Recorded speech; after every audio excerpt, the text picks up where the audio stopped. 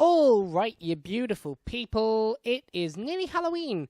It is the 28th of October, 2018. Although you'll be hearing this on the 29th and afterwards. Welcome to the latest episode of Games Up Podcast, brought to you by World Geekly News. My name is Cameron McCulloch-Keeble, and his name is Crawford, first name Lewis. Yeah, hello. Hello. I only go by Crawford from now on. You only go by Crawford now? Yeah. Weird. You sound like a video game bad guy if your name is Crawford. Maybe that's it. I've been living my life all this time as a good guy. Oh. And fuck me, that's a dark way to start the episode. You've had a villain awakening. Hey, as you say, it's a Halloween episode. Maybe this is my inner bad guy. Maybe. How are you? Doing well. Good. I am. I'm. I am deep into Red Dead. I'm not that deep into Red Dead. I'm 10 hours into Red Dead, but I am very impressed. Very impressed with that video game. We'll discuss that a little bit later. First off, ladies and gentlemen, we would start with our indie game of the week, but we won't be able to this week because we have two of them. If you listen in to the show on Wednesday when we release our final episode of our EGX Indie Extravaganza, you will hear a double whammy of video games brought to you from the show floor of EGX. Some of the best stuff we played there. Also, we had a slight technical problem putting Obsolete out this week. It came out a day later. Apologies for that. It was a whole thing, but we won't go into it. Thank you if you supported it nonetheless. That will wrap us up for our EGX Indie stuff for the year. Always very fun. Lewis, what have you been playing this week, my friend? Oh, lots of things, to be frank with you. But I've been playing Soul Calibur 6. Been really enjoying that. Really kind of like bring me back to my childhood because there hasn't been one of those games in a long time now. So yeah, really enjoying it. Anything else, or has that been your major squeeze for the week? You're asking me the tough questions here to remember what I actually play. I am. Cutting edge of journalism. I play far too many things to remember what I play. Oh, sorry. I'll try and keep up. I'll be frank, I played like 6 games this weekend. So so ladies and gentlemen, we will start this off instead, as we do every week, with the news. And the news starts with this little morsel. The PS4 exclusive Spider-Man has made more money in its first month than any Sony console exclusive before it. That's pretty impressive, isn't it? That's crazy impressive. That's also crazy impressive in a year, in a generation where they have been killing it. Like, God of War sold well, especially when people didn't think it would. Uncharted has been selling fantastically. The Last of Us sold fantastically. Like, that's a big thing. Yeah, definitely. And I think part of it's just having the hype behind something like quite late in the game at this stage. Like, Last of Us had something behind it, but it didn't have as much hype as this has, I think. It wasn't until kind of afterwards that it started building up momentum, and it was right at the end. Whereas I think this is kind of what we're seeing here is something that's right at the end, but it's had that massive push. But yeah, really impressed, and I can count myself in there. I also think they've done a really good job of nailing the timing of it. Like, you question whether this would have had the same pickup and uptake if Spider-Man hadn't become part of MCU at this point, if it was still the Andrew Garfield movies, if there were all the confusion with Sony movies going on that there was. Like, they've got to a place where Spider-Man is a much more desired IP and pushed a game out at the perfect time. And just props to them for doing it. It seems like they've totally capitalized on it. But while this is important, and it is very important, there is something so much more important that happened this week, Lewis. Pokemon Go is a thing I usually talk about. It's time that we talk about its successor. Pokemon Go has had a competitor released by the Catholic Church. Yes. Yeah, if you're interested, follow JC Go is the title of it. They apparently didn't get the whole catchy name memo. And it's a game where you collect saints, and you collect saints to follow Jesus Christ. I genuinely looked into this. So the more I play Pokemon Go, the more I realize just how much I love it. And I don't think people understand just how much I know I bang on about it on this show, but I don't think people understand just how much I love it. And I am excited to make the case for it one day. But I looked into this, and it seems like such a misstep. Like, obviously, nobody's looking at the Catholic Church's video game output and thinking, man, they've hit the nail on the head this time. But, like, so you catch a certain amount of saints by answering their religious questions. And then once you've done that, that's it. It's just, you just have a team of virtual saints with which you are supposed to follow Jesus with.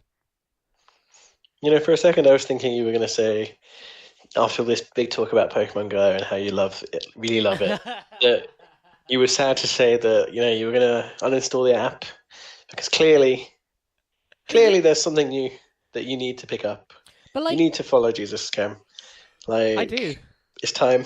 I think you mean I need to follow JC Go. No, the bit that gets me is what made Pokemon Go great is they kept updating it with stuff. So like now, if you pick up the game, and I implore you to do so, if you pick up Pokemon Go now, what it looks like is considerably different to how it looked at the beginning. It's got a weather system, it's got tradings, this, that, the other, but it's also got a raid boss system, which just doesn't work for the Catholic Church. Like, look, think of all the enemies, like Satan. Yeah. You could gather as a team of 20 people in the real world to resurrect Lazarus, but it seems a little bit dark. Yeah, I don't know. If they brought out a 7 Deadly Sins patch for this, I'd be interested. But for now, I think I'll stick with my Pikachu's. Thank you very much. I'll make sure you're updated. We should. Oh, do you know what? We could probably actually find quite a niche by becoming the world's only Follow JC Go podcast. We can do like yeah. I mean, if you get really into it, we can start doing hints and tricks and tips. Yeah. We'll do walkthroughs, daily blogs and vlogs. See, now that we've been picked up by an actual news site, we've got to be careful about the jokes we make. Cause half the things I've thought so far, I would definitely have to cut. I mean, we rag on it. I guess like this is kind of it's cool in the way that I'm glad to see any institution like this doing something like this. But and I don't know, I guess like there are people who are super into their religion, who are super into this, that, the other, that for this could be an actually it could enhance their lives like Pokemon Go has enhanced mine. So there is definitely some positives to be seen to it. But yeah, we're not the kind of people to talk about those positives. All right, in actual news, Halloween is just around the corner. In fact, on the day that you're listening to this, it's only a couple of days away. I hope that you have your costumes all ready to go. I don't. Plan better than me, I suppose. But if you don't have your costume ready to go, if you're not attending a party, instead you just want to stay in and play some cool video games, there are Halloween events happening in basically everything. Here is a list of some of the big ones. Fortnite's Halloween mode is really cool. You should check it out. They've adapted their Battle Royale mode with zombies and new cubes and transforming things. It's really cool. Go give it a go. The new Call of Duty has a Halloween mode. Hitman has a Halloween mode. Sea of Thieves and PUBG have a Halloween mode. Overwatch, Dead by Daylight, Destiny 2, Rainbow Six Siege, Metal Gear Survive. That's right, that game is still going. Rocket League, Battlefront 2, Splatoon 2. There are so many more games that have Halloween events. So if you do want to just stay in and play something spooky on your TV instead, there are some pretty good options for you to do it.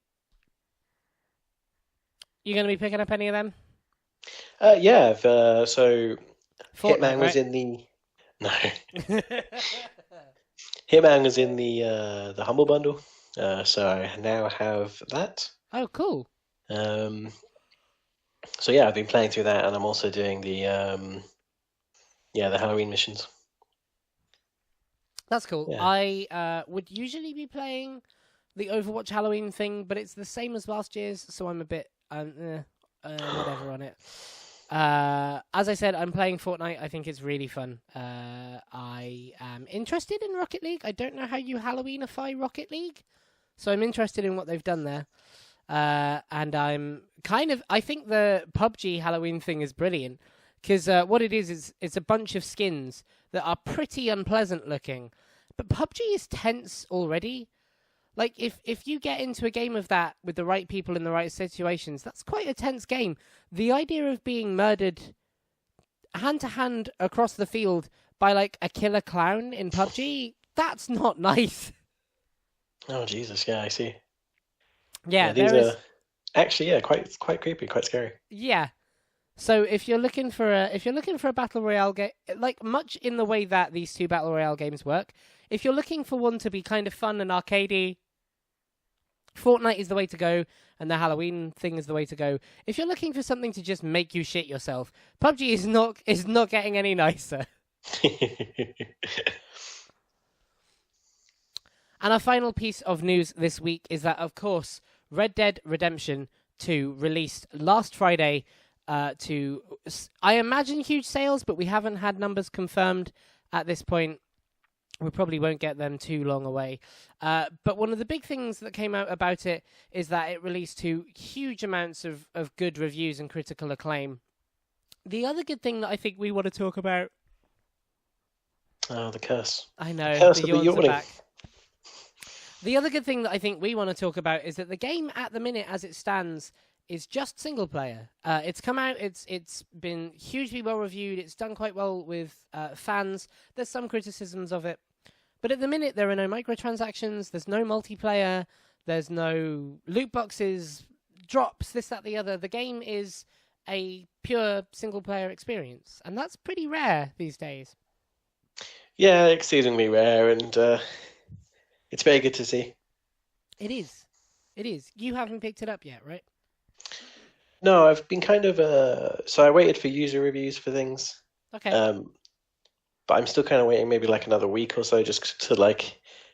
There's been a bit of a mix in reviews at the moment, and I'm thinking it's one of those things where that always happens with hyped games where maybe it gets reviewed bombed, or some people are low on it at the start, and then it gets better. And I think like there's quite a bit of that at the moment.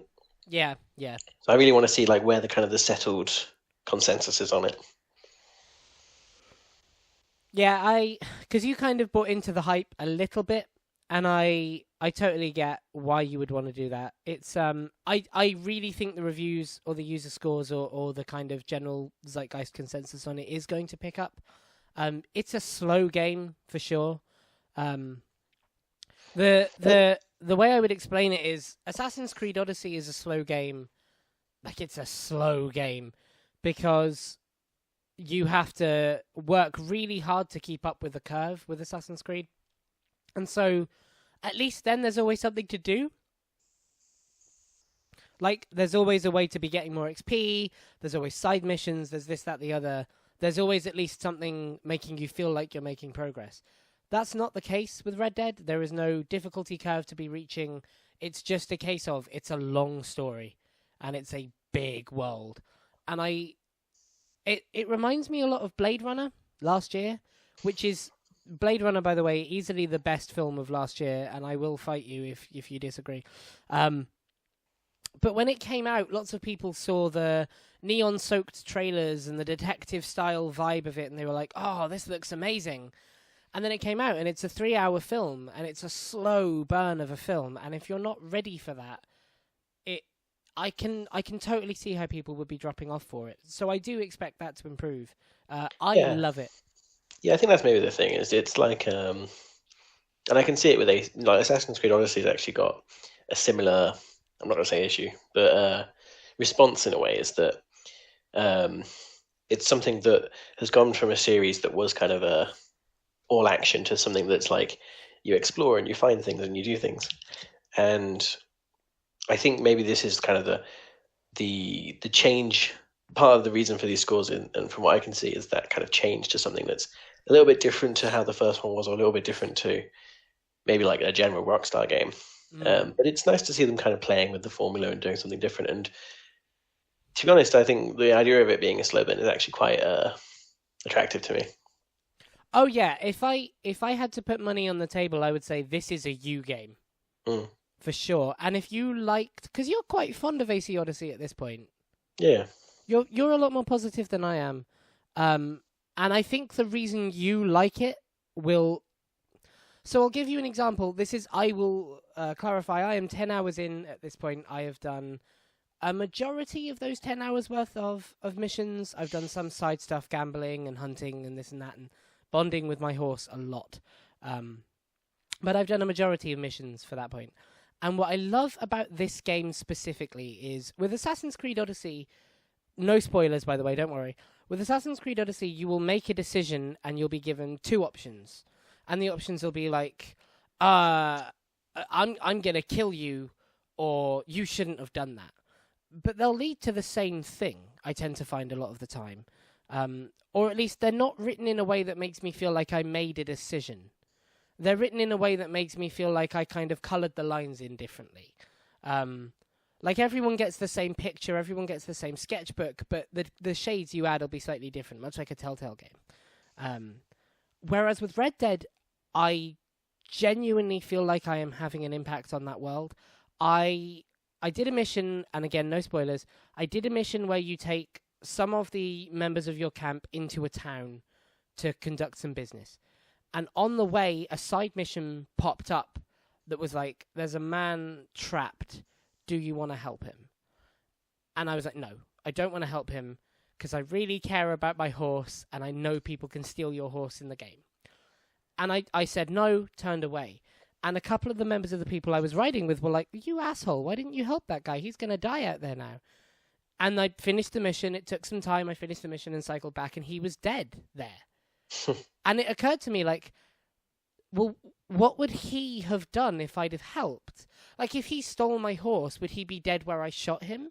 Or if he didn't, do I take him into town with him and he doesn't die? Like, it's a painstakingly crafted game. And it's almost wrongly crafted. Like, the level of detail in it is... It's almost difficult to justify how much and how meticulous the detail is. But when those moments of gameplay get you like, oh shit, this is the West. I love it so far. I genuinely love it so far. Yeah, it sounds really interesting. And I really look forward to kind of, either getting it myself or giving it a go through you or someone else. Yeah. I think you'll quite like it. I think, and again, if the discussion about Game of the Year up to this point was not interesting already, fuck me, is it going to be interesting come December? Which is why I'm putting forward Pokemon Go. JC Go. So, as we have already said, ladies and gentlemen, it is Halloween. On the 31st, in a couple of days, All Hallows Day will happen. People are carving pumpkins. People have got their costumes. There's trick-or-treaters and toffee apples and this, that, the other. But the tradition at Halloween is to watch something spooky and watch something scary or play something scary or listen to something scary or go to a haunted house. So we thought this week for our topic of the week, we would kind of make some recommendations of our favourite things that we've played that spooked us out. And if you want a sort of a slightly less social Halloween, this is your way to go about it. Now, Lewis, you're far more adept when it comes to horror than I am. So do you want to start us off and I'll sort of sidetrack us a little bit here and there? Okay, sure. So I'll just start with my favourite, which is always the best place to start. Very old game, PS1 game. One of the most famous horror games of all time. Silent Hill 2. Always rates highly for me. Mostly just because its style of horror is kind of... Lots of horror these days, lots of film horror is kind of jump out at you and jump scares and trying to kind of be scary in that way. But Silent Hill 2 was always special to me just because it was scary in a psychological, slow-burning kind of way. And it's something that, like, maybe I think is missing in modern horror. Mm-hmm. So, yeah. Yeah, I fully agree with you in that a lot of horror, a lot of modern horror, a lot of what horror's become is gory and slasher and jump scares, and the Silent Hill games were known not just for being violent or spooky or this, that, the other, but they're unsettling is a really good word for it. Is they will not sit with you in a way you expect them to. And it's a powerful thing for a video game to do that. I'm going to jump off of yours. My favorite horror game that I have never played for my own sanity is PT. I did a thing for World Geekly News a couple of weeks ago recently. You can go and look at that. We'll drop a link in the description of the podcast on iTunes and here. But PT is fascinating. It's a concept for a game that I find intensely creepy. So with PT, what you do is you start in a corridor, you walk to the end of a corridor, you open a door, shut the door behind you, and you start back at the start of that corridor again. But little things change each time. So like it could be the lights turn red and the photo frames are broken, or it could be like there's a big lumbering ghoul at the end of the corridor just waiting for you. And the thing I find about that that's so creepy is how familiar you get with it. Like, I played the kind of most obvious horror game that I've played is Dead Space. I played through 3/4 of Dead Space in Lawrence's living room. And with Dead Space, you never really get familiar with anything. You're put in an area, you move through it, you move to the next thing. So when something's creepy, like you know to have your gun up, you know to be ready for creepiness. Whereas with PT, there are sections where you'll just walk through the corridor, and nothing will change, or nothing notable will change. And so when something scary happens, you are so familiar with it that it's so strikingly, oh shit, there's something scary there. It's a different kind of experience altogether. The layers of what that story was and what it would have become are really interesting to me. I love the idea of a game that plays with kind of established bits of our history and alternates them a bit, and the whole War of the Worlds vein that's running through it is really interesting to me. But yeah, that gameplay will shit you up.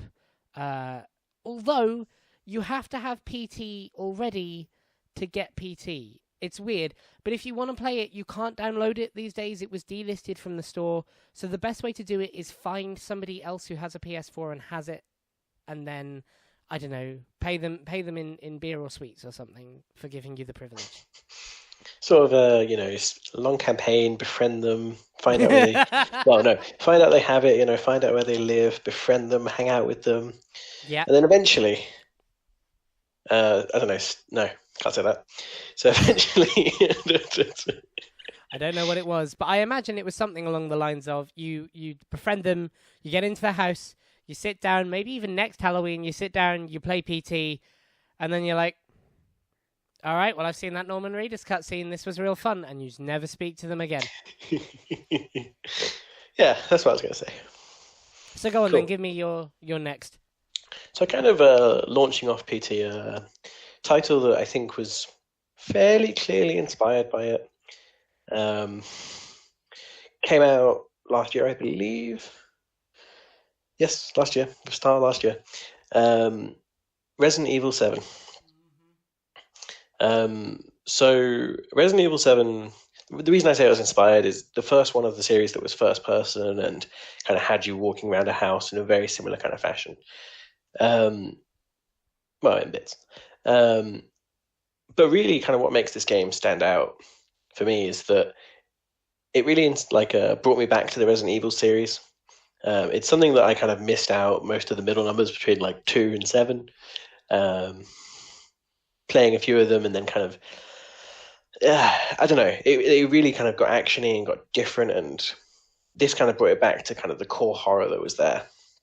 But also it was one of these titles that I really enjoy for being a horror game that doesn't, like, good horror kind of breathes and, what's the right way to say it, like it gives you these high notes but also gives you low notes where you can rest a little bit, and then, and for me that's really important because I play a lot of horror games actually, but I find that every hour or so you just get too much and you need to stop, and this is a game that kind of helps you through that. It gives you kind of moments where it's like, yeah, one moment you're going to be like crapping yourself, but the next minute maybe you can have a rest in a corner, and you're in a place that's like marked as being safe, and um, that really kind of helped me get through it. Mm. Because I'm not quite as good as maybe I let on when it comes to horror games. Um, but it's still like well, I get through them, but it takes a while. So yeah, no, really enjoyed Resident Evil 7, and I look forward to seeing what comes next out of that series. I think Resident Evil 7 might be the kind of game I could start with. We were speaking before we started recording the show in that I'd like to try and improve my tolerance of horror games or horror generally. But I don't really know how to go about it. I don't know where you'd start. And I think Resident Evil 7 might be a good starting point because it doesn't seem like aggressively horror. Like it doesn't seem like it's trying to scare me. It just seems like it puts you in a scary place. Yeah, so I will say quickly, for the most part, that's true of most of the game. The Oh, okay. first hour of the game is by far the scariest thing I've played. Really? Okay. But then after that, it kind of gets a lot easier. Can you give me like a non-spoilery setup? Oh, really? It's just the kind of like horror games in general are a lot scarier when you can't fight back, and Hmm. in that first kind of hour, 2 hours, you can't fight back. Right. Okay. And without spoilers, a lot of quite gruesome stuff happens that you can't really do much about. Right. Okay. Okay. I get you. I get you. Well, look, if you want something a bit different, I haven't personally played it, so take this recommendation with a pinch of salt. But if you want something a bit different, might I suggest to you instead a game called Until Dawn? Now, the reason I suggest Until Dawn, Lewis is giving me thumbs up, so he agrees as well. The reason I suggest Until Dawn is because there's a possibility that you spent up to this Halloween your tradition being horror movie watching. And horror movies are great, but they also tend to have these cliches. They tend to fall into the same holes over and over again. And what Until Dawn does that's special is it takes those holes and really plays with them. The game that you play will be greatly impacted on the characters you tend to align with, the characters you save, the characters you decide not to save, the cliches you fall into will affect how the gameplay turns out in the end.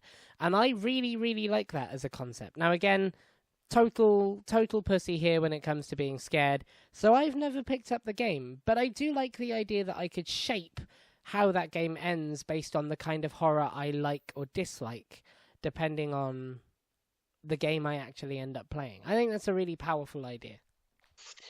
Yeah, and I will say it's one of the kind of it's not quite less scary. There's definitely terribly scary moments in it. Mm-hmm. But one of the things it does is it's very clear that it's kind of it's a whole game based around kind of horror cliches, and when you play through it, you know that it's kind of playing on that like campy horror kind of style film, Yeah. which helps with it being a little bit scary. All right, you're up. Yeah, so I've got choices. Mm.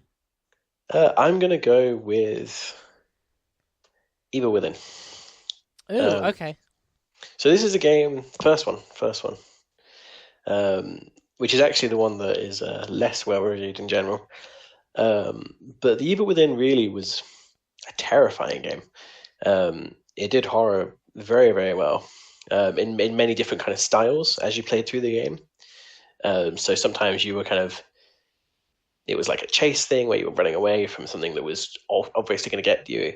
And then in other times it was kind of more like something like Saw, going through like a trapped basement. And really like what I really enjoyed about that game is it was just exploration of horror. And you could tell that the people who were making it kind of saw it in that light as well. Like they'd been kind of careful, to mix all these different kind of horror genres and horror themes together. You have like the Japanese like hair horror, like Grudge kind of style going on, as well as having just kind of a like westernized horror and all sorts of kind of little things mixed in together in that game. And that really kind of highlights something kind of special for me because it really showed off, I guess, all elements of that. Um, so yeah, I think that's a good place to leave it. But I'm going to give you a couple of alternatives, or I'm going to change it up a little bit. ooh, mix it If up. if you want to be looking to what I think the future of horror may be, I think you should go back and play an old game. I've been thinking recently that Xbox has been trying to combat in a bunch of genres, and we're seeing them staff up for Fable, and they've been cornering the market or trying to with PUBG, and I'm wondering when they're going to get into horror. And I think we might hear from Condemned sometime soon. So if you want to see what I think might be a big horror game in the future, go back and play some of the old Condemned stuff. There's a couple that are available on 360 and I believe are backwards compatible. Condemned Criminal Origins is I think one of the good ones. If you want a game that is scary, but that isn't, or can be scary, but isn't thought of traditionally as horror, and you are going to roll your eyes so hard at this, Lewis. But I genuinely would recommend you the Batman Arkham games. If you can go in with a clear mind and no spoilers, you've probably been spoiled at this point, but if you can go in and not know when you're expecting the scares, they're extremely well crafted, and they will change your perspective of the game from that on. It's not a horror game by any means. It's not even really all that scary when it happens, but if you don't know it's coming, it's extremely well done. So that's my trademark scary game. Really? You got any more for me? So I think I was going to finish off with. Actually, yeah, no, I'll do two quickly. So probably my favorite indie horror game is a game called Little Nightmares. That's awesome. Yeah, I played through it a while back, and really like you play as kind of like a small girl trying to go through just a scary environment. There isn't really much direct story there, but you're tiny and everyone else is massive, and they're trying to kill you, and you kind of have to go through the environment very carefully to avoid them and sneak around, and it's very creepy. Definitely one that I would suggest picking up if you ever want to get spooked. So there's that, and then also two games that I think deserve just kind of mention as being the two kind of scariest games I've ever played, and they're both games I've played about an hour of, and then just put down forever. And that's Outlast 1 and 2. Yeah. I have played both of them for about an hour and never touched them since. Because they are just too much for me. By a long way. Mostly just because it's a whole game that has this premise of your only light source is a camera that has limited batteries, and you have no weapons and nothing to fight back with, and everyone's trying to kill you. And yeah, that makes it a little bit tough. Yeah, I'm with you on that. It's claustrophobic, I find, in that you can be in the biggest, most open space, and if you have nothing but the other day, a friend of mine got a smartwatch, and it has a torch feature on it which just lights the screen up white, and it does nothing. Like we could barely see his hand in front of his face in a dim room. And even that is more light than you get in one of these video games. Like, even that is more to guide you around Outlast than what you get. And the thing I find about those is, I think if you put a huge amount of light, like if you turned the sun on in those games, they would still be quite creepy. And when you take away so much, when there's so much sensory deprivation, you're so blind, you're so deaf, you are so unable to fight back, there's no touch, there's no this, that, the other. You're just a passerby in something made to make passers-by feel so uncomfortable. It's a thing, man. It's a thing. Certainly. Yeah. So what are your go-to horror games? We would love to know. How are you going to be spending Halloween? Will you be carving a video game pumpkin? Because if you do, please send us photos of that. That would be very cool. Other than that, thank you very much for listening. We will see you next week for the next episode of Games Upcast. And until then, you can find us on all the socials, be it Facebook, Twitter, YouTube, iTunes, and Twitch at Games Upcast. And you will catch this show next week when it posts at 6:30 on a Monday. And there will be no EGX thing next week, but there is one. A double whammy of the EGX Indie Extravaganza on Wednesday this week. Until then, please feel free to like and subscribe so that we get a little bit further, so that you catch everything we post, and we will see you for a week that won't be spooky next week. Or it might be spooky, who knows? Maybe we're haunted. Bye. Bye-bye.